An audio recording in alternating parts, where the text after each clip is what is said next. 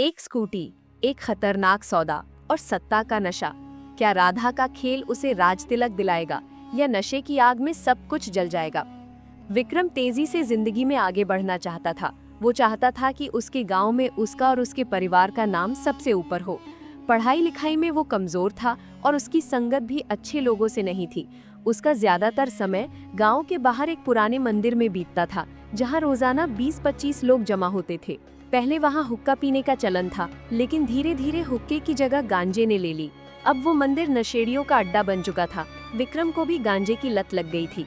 गांजा बेचने वाला 10 किलोमीटर दूर के गांव भोलापुर से आता था। नशे की लत में विक्रम एक बार झगड़े में पड़ गया। पुलिस ने उसे पकड़ लिया और जेल भेज दिया। 15 दिन जेल में बिताने के बाद वो जमानत पर छूटा। जेल से लौटने के बाद कई महीनों तक विक्रम गांव आने से कतराता रहा, लेकिन धीरे धीरे वो फिर से पुराने दोस्तों के साथ उठने बैठने लगा। जेल में विक्रम की मुलाकात कई ऐसे लोगों से हुई जो नशे के कारोबार में लिप्त थे। उनमें से एक था सलीम। सलीम ने जेल में विक्रम की काफी मदद की थी और उसे एक प्रस्ताव दिया था कि अगर वे दोनों मिलकर काम करें तो खूब पैसा कमा सकते हैं। जेल की सजा ने विक्रम के मन का डर खत्म कर दिया था। उसे लगने लगा था कि पैसा ही सब कुछ है, जो पुलिस और अदालत हर जगह काम आता है। 20 दिन बाद सलीम भी जेल से छूट गया और विक्रम के घर पहुंचा। विक्रम ने उसकी खातिरदारी की और उसे अपनी पत्नी राधा और बच्चों से मिलवाया। सलीम और विक्रम एक ही उम्र के थे। सलीम की नजर राधा पर पड़ी, जो 2 बच्चों 5 और 7 साल की मां होने के बावजूद बेहद खूबसूरत और आकर्षक थी। सलीम ने राधा को देखकर कहा, भाभी, अगर तुम और विक्रम भाई मेरे प्लान के साथ काम कर लो तो हम सब जल्दी अमीर बन सकते हैं। कब तक गरीबी में अपनी खूबसूरती और जिंदगी को यूं ही बर्बाद करती रहोगी? राधा ने जवाब दिया, हमें करना क्या होगा? मैं तो इन्हें कहती रहती हूँ, लेकिन ये सुनते ही नहीं, बस सपनों में उड़ते रहते हैं।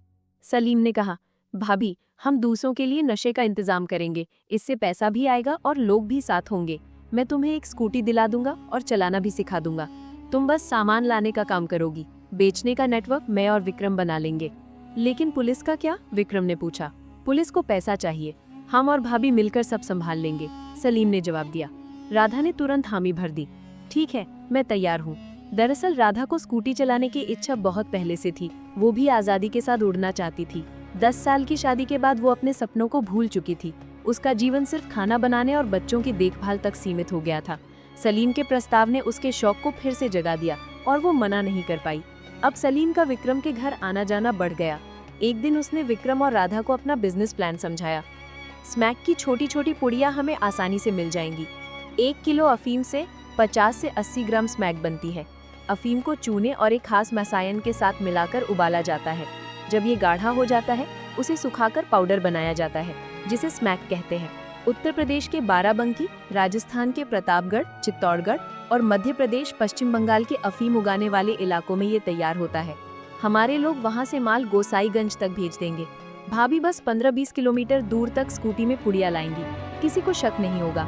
अगर बच्चों का स्कूल भी उसी तरफ कर दें तो भाभी का काम और आसान हो जाएगा।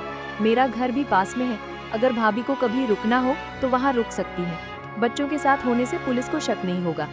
सलीम ने पूरी योजना समझा दी। उसने अपनी पुरानी स्कूटी विक्रम को दे दी। राधा ने जल्दी ही स्कूटी चलाना सीख लिया और खुश थी कि वो गांव की पहली महिला थी जो स्कूटी चला रही थी।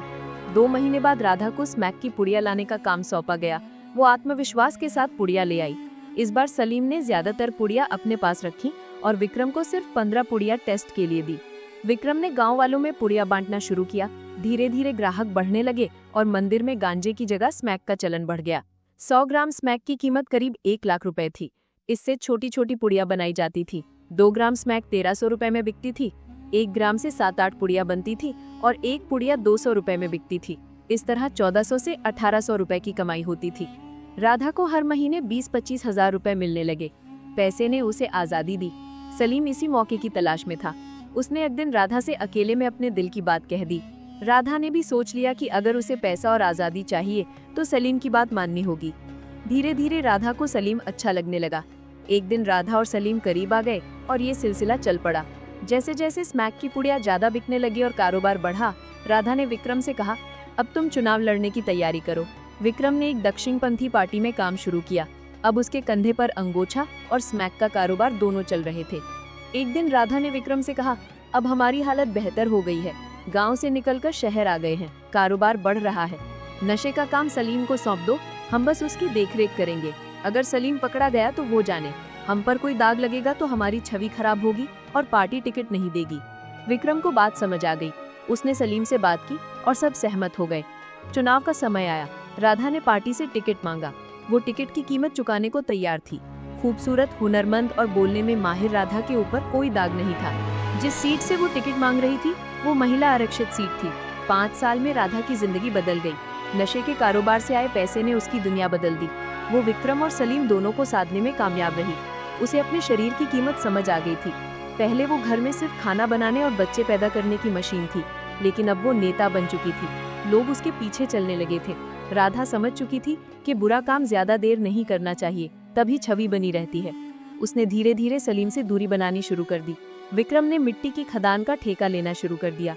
गांव वालों को नशे की लत लगाकर राधा अब ठेकेदार और नेता बन चुकी थी। उसकी नजर अब जिला माल की कुर्सी से हटकर मंत्री की कुर्सी पर थी। 10 साल में राधा ने जो कामयाबी हासिल की वो उससे कहीं आगे निकल चुकी थी। इलाके में उसका दबदबा था। जिस पुलिस से उसे डर लगता था वो अब उसकी सुरक्षा करती थी। उसके घर नेताओं का आना जाना लगा रहता था। स्कूटी कहीं पीछे छूट गई थी और अब उसके पास स्कॉर्पियो थी। दूसरी तरफ नशा करने वाले बीमारियों में फंसकर मर रहे थे। नशा करने वाला डूब जाता है और नशे का कारोबार करने वाला अमीर बनता है। ये बात जितनी जल्दी नशेड़ी समझ ले उतना बेहतर है, वरना नशे के भंवर में सब कुछ डूब जाता है। इस वीडियो को लाइक और शेयर करें और हमारे चैनल को सब्सक्राइब करना ना भूलें।